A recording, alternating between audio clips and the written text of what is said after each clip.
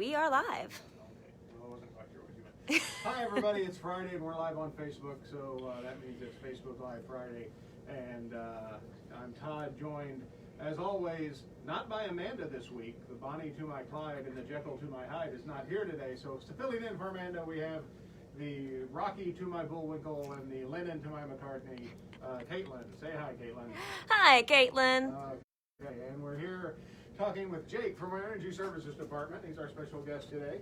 And the topic we want to talk about, it doesn't take a lot for you to know that it's really just hot outside. And it's not going to get any cooler anytime soon. And we got a question via Twitter from someone this week asking about running appliances at specific times of day. Now, in the context of this question, the gentleman was referring to time of use rates, which we do not have in Huntsville. But there are some things you should know about the best times to run your appliances. And that's why we have Jake here. Jake is an expert in all things related to home energy efficiency. And so, Jake, when it comes to your big appliances, dishwashers, clothes washers, clothes dryers, is there a good time to run them from an energy efficiency standpoint? So I would say, you want to run them when it's not the peak heat of the day. You don't want to introduce any more heat or moisture into your home than you have to. And in the peak time of the day, in our climate zone, we're in a warm, humid climate zone, so your air conditioner isn't just fighting to cool the house, it's also fighting to dehumidify the house. So when you're running things like your clothes dryer and your clothes washer, your clothes dryer obviously is going to put off a lot of heat, and if your dryer vent is not cleaned out and you're having to run that dryer 2 or 3 times to get a load of clothes dry, then you're just putting moisture and heat into the home, which your air conditioner in turn is going to have to take care of the heat and the excess moisture. And of course, air conditioners are working hard right now. And again, this is just me guessing here. There's a reason I'm not the energy services guy and you are. But if it's 90 some odd degrees with the heat index outside, your air conditioner is cranking, trying to keep it cool. Turning on, things like the oven, for example, or the clothes dryer, dishwasher, things like that. That's just putting more heat in your house. And so that's going to make now the air conditioner's got to work a little harder. So maybe run it, maybe not when you're not at home. I don't know if that's safe or not, but maybe while you're asleep. Yeah, I would say, Not the oven. Don't run the oven while you're asleep. Let me clarify that. I would say maybe early morning before, the temperature gets too high outside, or later at night when it's cooled down a little bit.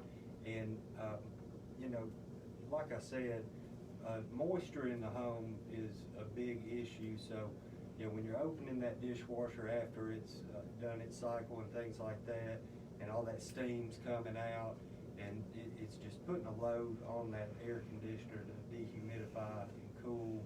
So, kind of like you said, in the hours that maybe not asleep, or if you are asleep and you can set your dishwasher to on a timer, or even if you have a clothes washer that has some type of timer setting on it, that might not be a bad idea, just so your house is trying to keep the temperature inside that it's set on the thermostat at all times. And so, it's not having to fight these other variables to keep that thermostat satisfied. And the thing about air conditioners is, for every degree you set your thermostat up, every one of those degrees saves you a little bit of money, a little bit less energy you're using. Now, don't set it so high that you're uncomfortable, or that if you have a pre-existing health condition, you're sitting in a hot house. That's not good for you. But that's just something to keep in mind. I mean, yeah, it'd be great if you could crank it down to 62 degrees, but that's a lot of energy being used. You mentioned something when we were talking earlier. The air conditioners are working harder. Right. And the last thing you really want is for it to just say enough and break down in the middle of July in the South. So what should people keep in mind? Exactly. So you want to just pick a temperature that you're comfortable with and leave it there.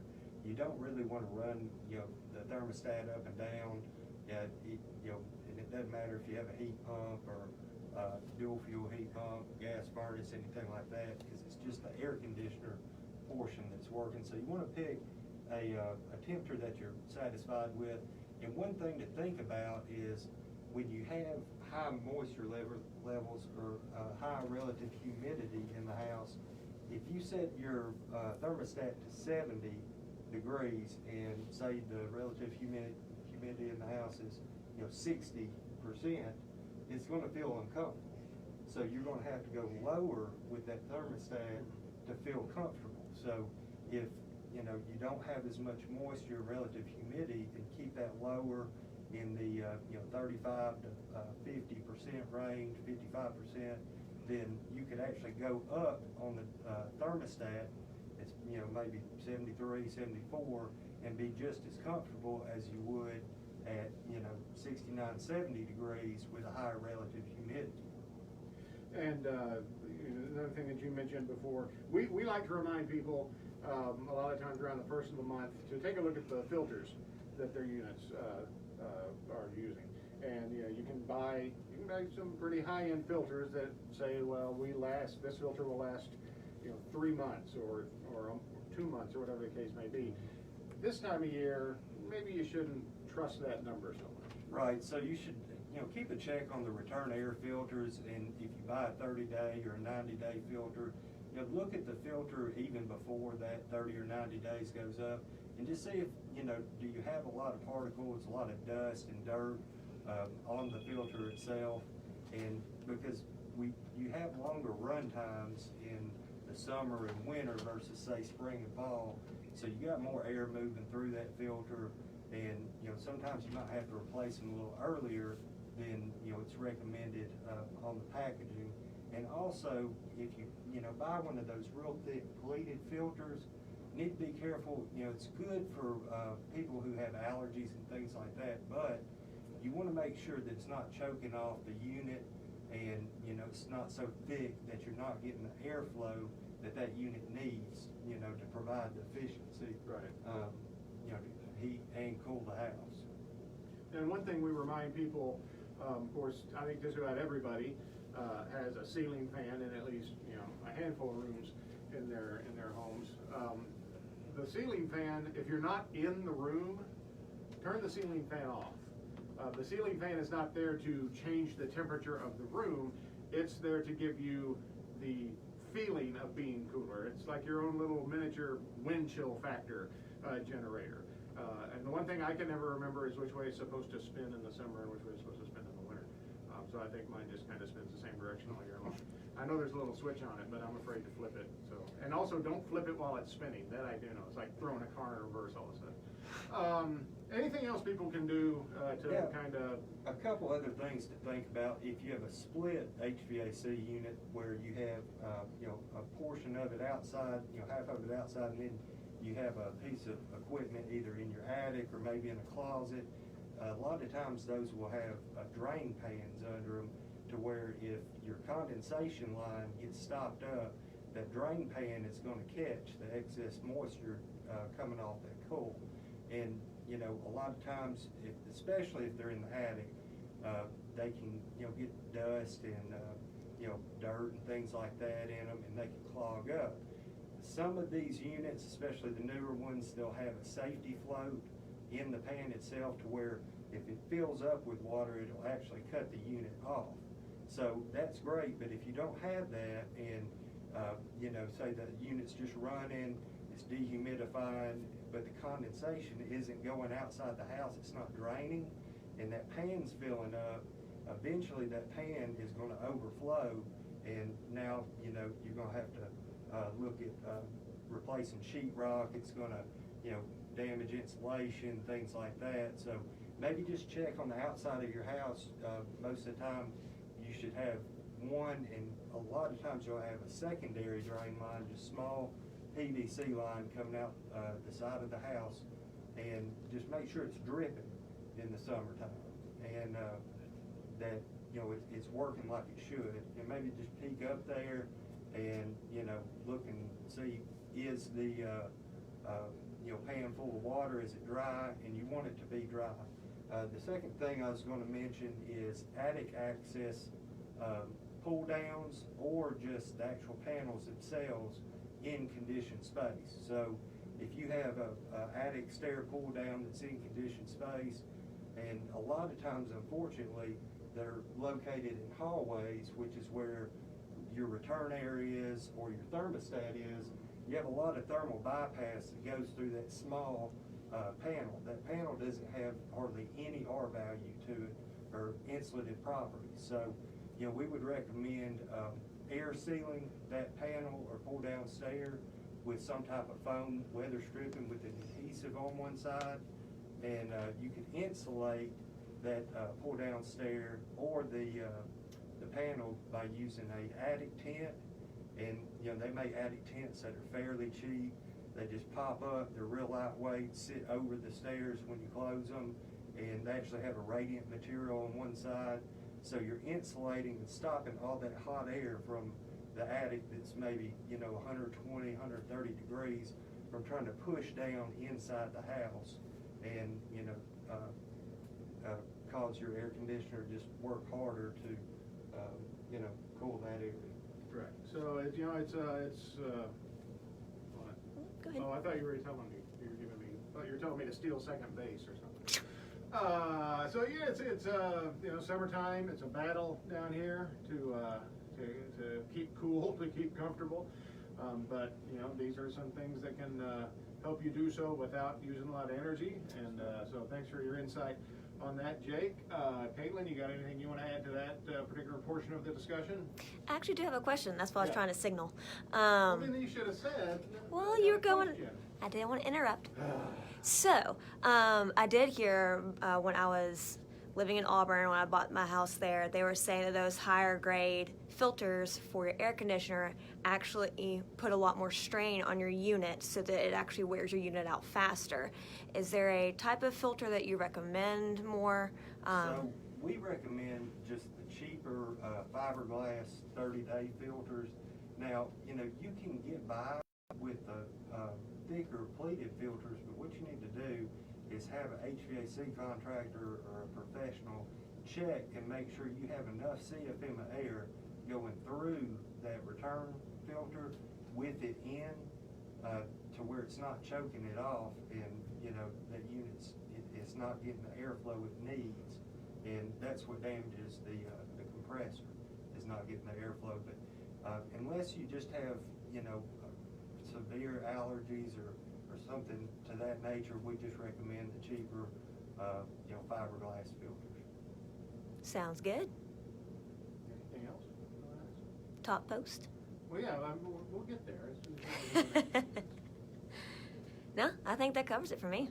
Of course, the one thing we always talk about, Amanda always likes to talk about what the most popular social media post of the week was. This week, it was the fact that if you come to Huntsville Utilities, to any of our buildings, just like any other business in town, you are going to be required to wear a face covering that covers the nose and mouth. Jake and I are wearing ours 6 feet apart. We were not able to social distance. I am always able to emotionally distance, and I have a whole string of former girlfriends who can attest to that. But in regards to social distancing, if you cannot control the area around you, then of course, please mask up. It's county-wide now. We encourage everyone to do so. It's not just people coming into the building. Huntsville Utilities employees are also masked up inside the building. So we know it's inconvenient. We know it's not comfortable, but it's what we're going through right now. What else? That was the top post of the week, really. I mean, it wasn't super exciting. Is there another post that you want to talk about that you found exciting? Well, but on a totally unrelated. Oh, wait a minute. You're going to want to watch next week, because here's the thing. All right, we're all wearing these masks, and that's I got this one, and I don't know the specifics of it. I just know that this is one that our safety person said yes, where that one's going. But it's kind of blocked, there's not much to it.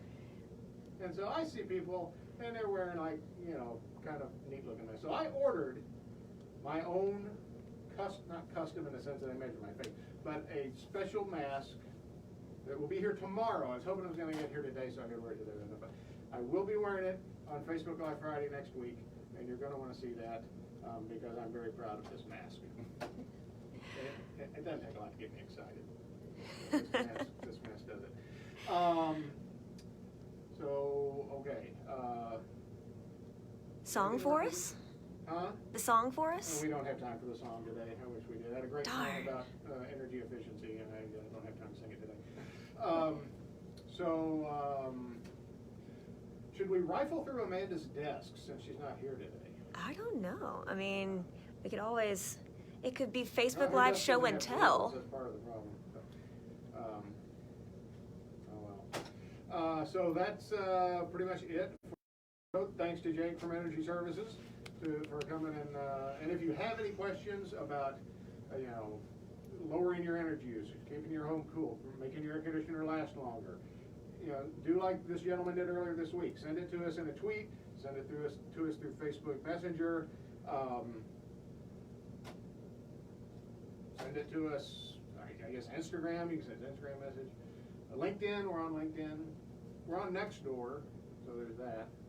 There's myriad ways you can get, and we will do a whole, we might, kill 15, 20 minutes talking about it like we're doing now. But we will get your question answered. It may be the topic of Facebook Live Friday, but that's part of our job is to answer your questions about energy usage, water conservation, natural gas, all that kind of stuff. So unless anybody has anything else they want to add? I don't think so. Nope. Happy Friday, everybody. Happy Friday, everybody. Have a good, safe weekend. There is a slight chance of storms on Sunday, according to the National Weather Service. As that situation develops, we may put out more information on our social media pages on Sunday morning about that. But that was an